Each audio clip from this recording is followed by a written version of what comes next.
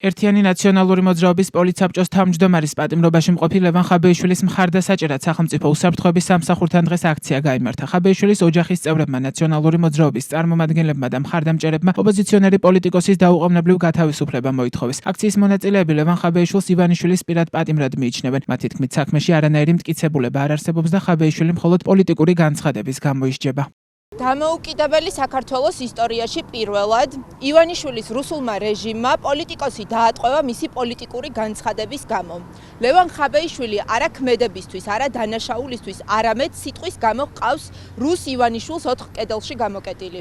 2024 წელს რუსული კანონის მიღებისას ლევან ხაბეიშვილი ახალგაზრდის დასახმარებლად გაქცეული